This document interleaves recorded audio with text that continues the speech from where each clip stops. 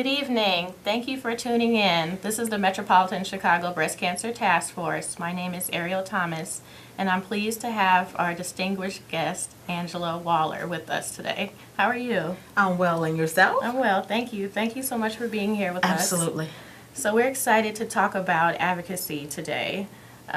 So actually, very soon, the Metropolitan Chicago Breast Cancer Task Force, along with Susan G. Komen Chicago and the American Cancer Society Cancer Action Network, will be hosting Advocacy Day at the Capitol in Springfield on Wednesday, May 10th. And actually, we'd love for you to attend. Buses are filling up fast. We'll have 4 pickup locations, and this is all free. We'll be advocating for the Illinois Breast and Cervical Cancer Program, which is a state-funded program that provides screening, diagnostic, and treatment services for women who are underinsured or uninsured. So please do visit our website at chicagobreastcancer.org/Advocacy Day 2017, and there'll be a link for you to sign up to attend this great event in May. And just as a heads up, if you need any information from the task force, please do contact us at 312-942-3368. We're located at 300 South Ashland Avenue, Suite 202 in Chicago. And again, please do visit our website at www.chicagobreastcancer.org. Okay, so again, we're talking about advocacy today. And I want to start off with Angela. Could you please tell us about yourself and how you became engaged with advocacy? Sure. So I'm an 11-year breast cancer survivor and quickly started being an advocate shortly after my diagnosis. I would say within a year of being diagnosed, I was involved in some type of advocacy.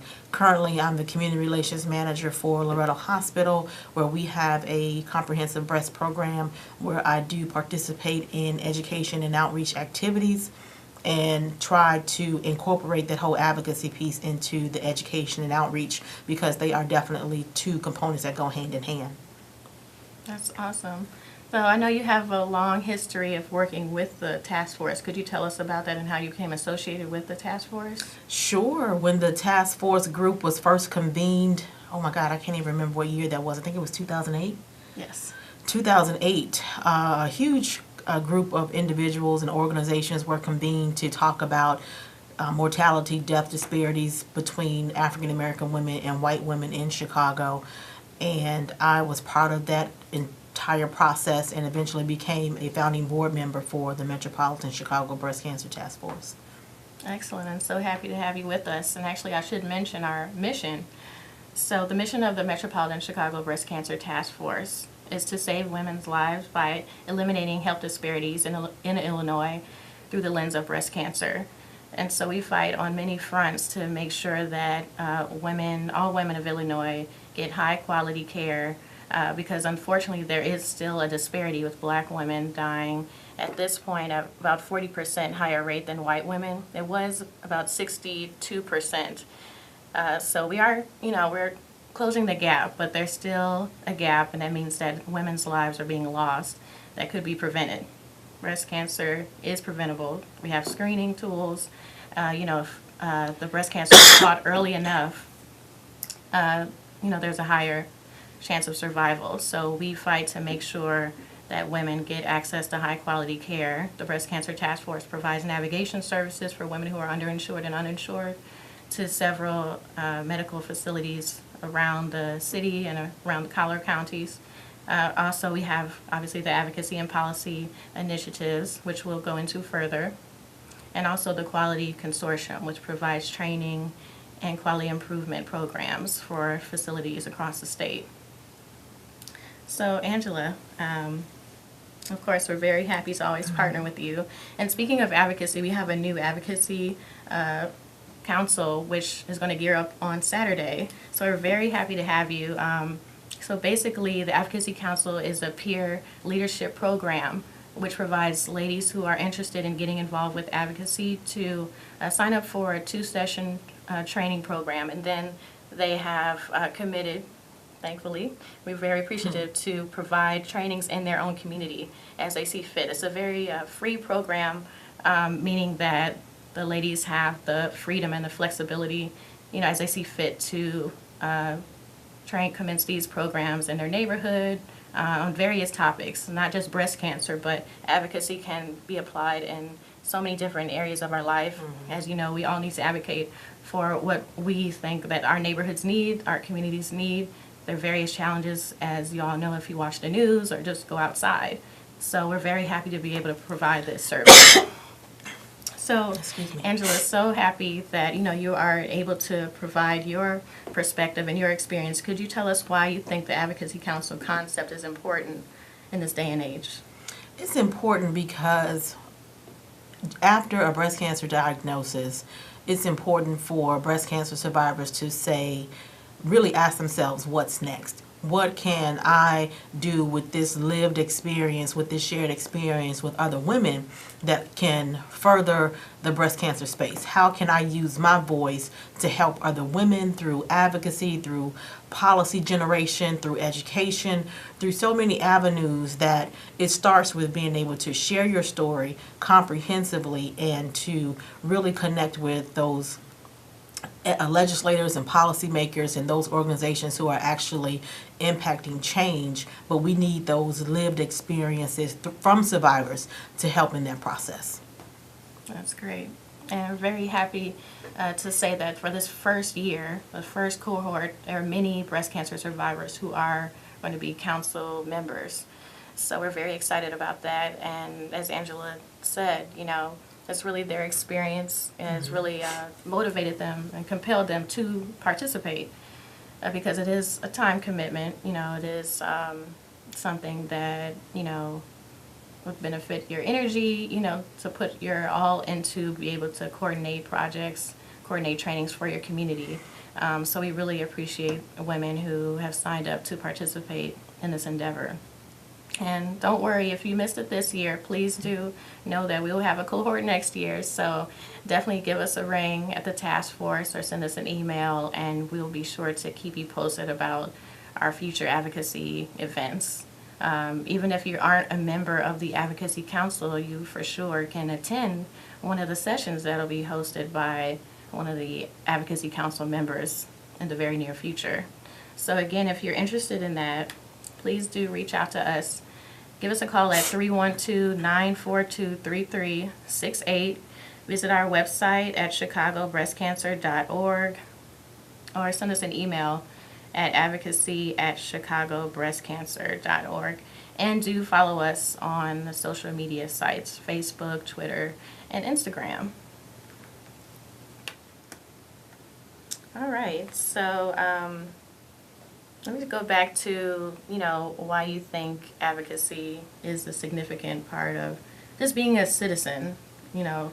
Talk about civic engagement, especially now with, all the injustices going on in the world and dissension in terms of our political representation at the moment. Some have some thoughts on that. So what do you think we can do? Some say, well, speaking to our elected officials, that won't get us anywhere. What would you say to someone who presents that statement to you?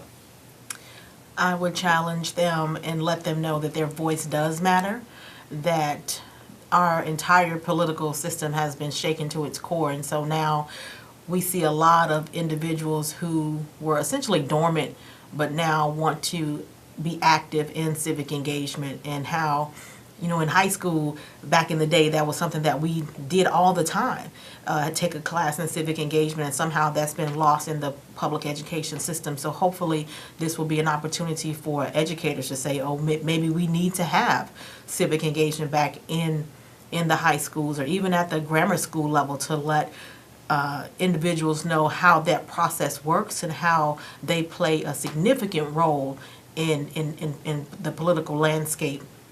It's really important for individuals to understand that being able to actively engage in a conversation about politics, about health, about anything, you have to be informed. So it's really important for individuals to get involved in their communities, talk to their alderman, talk to their mayor, whatever city that you're in. However you are able to access these individuals is a way for you to engage in the civic process. and to see how you can lend a hand. If you can be a poll watcher, if you can register individuals to vote, any way that you can get involved in the process will be essential. And understanding that our voices matter, that it's not all about the legislators or the lawmakers coming up with policies that impact our lives and we have no say about it. That's one of the main reasons why I became an advocate and continue to do so, is because there's so many things that are happening in the breast cancer space that are impacting women of color where we don't have seats at the table. So if it's whether it's around research, around screening guidelines, around treatment protocols, about drugs, research, etc., we need to have a voice and have a seat at the table, and it's all about being educated and empowered to do the work. All right, well said. Thank you. Thank you. I learned something there. So talking about being at the table, I know a lot of our community has questions about clinical trials, and I know that you have some experience with research, so what would you say, to African Americans in particular who have some reservations about participating in a clinical trial? What would you say to a person who is considering it, weighing the options, maybe leaning towards no? Sure. So if someone has reservations about a clinical trial, definitely talk to your physician. Understand, excuse me, understand exactly what the options are about your particular disease, whether it's cancer, whether it's diabetes, whether it's Alzheimer's disease. There's so many different types of clinical trials that are out there. And oftentimes, many African Americans, they say they don't participate in clinical trials because no one asked them. So it's really important for primary care physicians to start having those conversations with patients, for researchers and the drug companies to be more transparent in recruiting minorities into clinical trial participation. We often hear minorities say that, they don't want to be guinea pigs, and they quote Tuskegee, which has its validity. And now we're seeing the whole impact that Henrietta Lacks is part of the conversation now, and there's the HBO movie that's coming out actually this week about her. So the conversation is ongoing, but we have to, again, be at the table and be a part of those conversations and know that medicine is changing so rapidly, and the whole huge conversation around designer drugs and precision medicine and drugs and procedures working specifically for a certain type of DNA or a certain type of genetic code. If we're not part of those processes, then none of the solutions will work for us. So we have to say, okay, we need to be a part of this trial, whether it's a clinical trial or testing a drug. That's what we need to be a part of so that we can have therapies that work for us. And understanding that being a part of a clinical trial doesn't mean that you're not going to get treated. That's another miseducation that we have in the community, is that being part of a trial that you're going to get a placebo, and that's just not the case. The bottom line is that you'll get the minimum standard of care for your particular disease, and then the trial will enhance it based on whatever's being studied. Excuse me. Yeah, thank you. So that's actually very interesting, because I never thought of participating in a clinical trial to be a form of advocacy. And actually it is. It is. Right? It really is. And, has lasting effects for generations to come. Absolutely. That's the hitting the nail on the head, that the implications are generational. And if it hopefully it will help you as a patient being a part of that trial, but if it doesn't, knowing that you had an integral role in progressing medicine, progressing science, and helping our community. Wow. Good stuff. Okay. So please feel free, give us a call. The phone lines are not ringing off the hook, but we'd love to take your call. So you can give us a call at 312-738-1060. That's 312-738-1060. We are live and ready to take your call.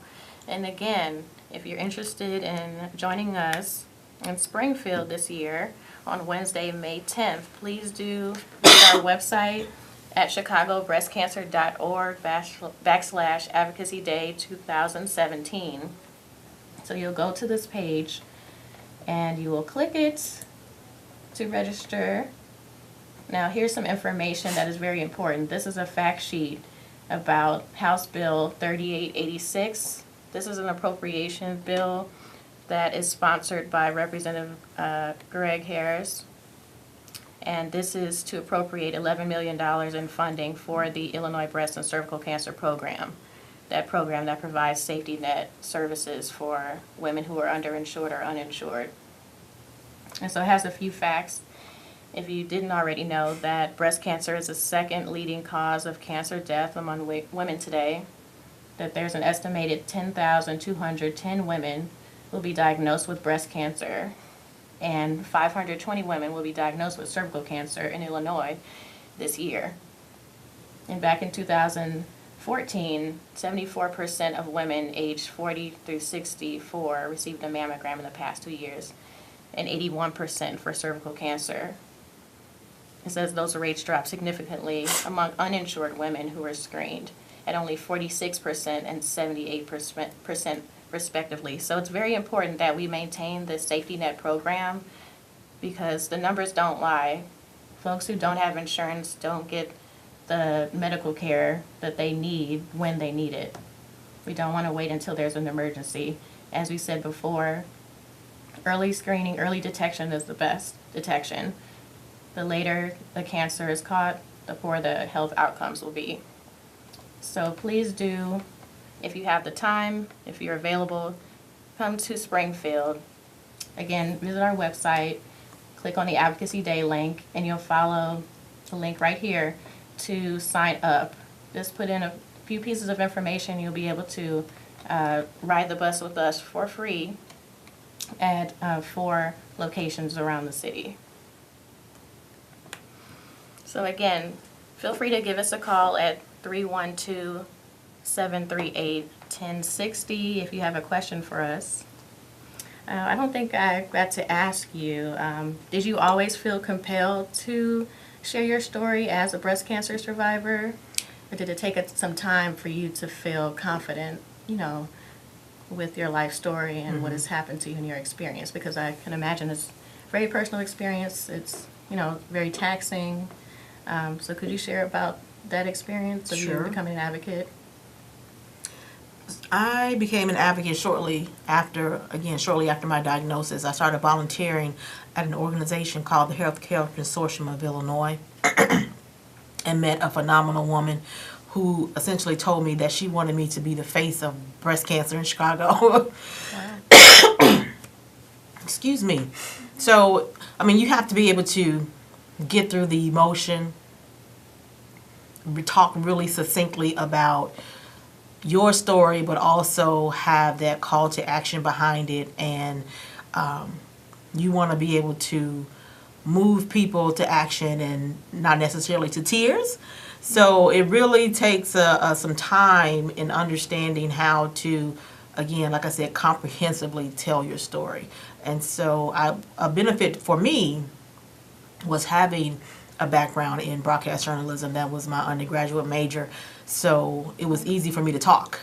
And just having the right things to say and how to say it really propelled me in sharing my story and working with different organizations and lawmakers. You say, oh, that girl can talk. Put it in front of the mic. So, yeah. It's been fun, though. It's been fun. That's great. Now, have you traveled to different places to advocate? Have you been to the Capitol? I've been to the Capitol with the task force, with Coleman, with Avon, with the National Breast Cancer Coalition. So I've been with a number of organizations and been able to go on the Hill and talk. It's all about having a conversation with these lawmakers. They want to hear the stories. They want to see the faces and the experiences behind the laws that they're passing. Can you think of a time where, you went to the Hill and you really felt like, wow, I made a difference? Or when you got back, heard like okay, that policy was passed, that bill was passed, you know what I mean? Actually, that was done here in the state of Illinois. A few years back, working with Representative Greg Harris, House Bill 5192, which is now a law in Illinois, the breast cancer disparities bill. So I did a lot of sharing of my story and providing testimony for that particular bill. And at the time, Governor Pat Quinn was the sitting governor, and he actually recognized me during his State of the State address, his first State of the State address in Springfield. I got to stay in the Lincoln bedroom, so that was an experience. I was hoping the ghost didn't come out, but it was definitely fun. And but just, it's not about the accolades and saying, oh, I get to do this, I get to go there. It's about seeing the work come to life and see how it's impacting women and how it's moving the needle in us reducing breast cancer disparities. Wow. Awesome experience. I Thank want to be you. like you when I grow up. So, as a community relations manager at a local hospital, how would you say your experience has helped you, in your role? So yeah, I work at a safety net hospital on the west side of Chicago, Loretto Hospital. We do have a breast imaging program, and so we are serving uninsured uninsured women, and it's really important for me to use my experience in helping us with our education and outreach and getting women into screening. One of our initiatives actually now is a novel opportunity that the hospital has come up with called Paint Austin Pink. And we actually engage the business community in our education and outreach. We actually hang posters and host an after-work event for the businesses at the hospital, provide food, and have the opportunity for the businesses to get to know one another, and provide them with a toolkit where they can hang posters and also have information that they can share with their customers when they come in their businesses about the imaging program at Loretto Hospital, and of course just overall breast health awareness. And so this is us, the hospital, casting a wider net in the Austin area, trying to reach as many women as possible so that we can screen as many women as possible. And so that's just a novel opportunity that we've been working on now for the past 2 years. Well, that's very exciting. I've It never is. heard of that before. So Thinking outside the box. that's excellent. That's what we need to do in this day and age. So we have just a couple minutes left, Angela. We're so thankful again to have you on Thank this you. evening. And I have a cold, excuse me. Thank you for joining us while battling a cold. Really Thank appreciate you. it. Do you have any final thoughts for our viewing audience about advocacy?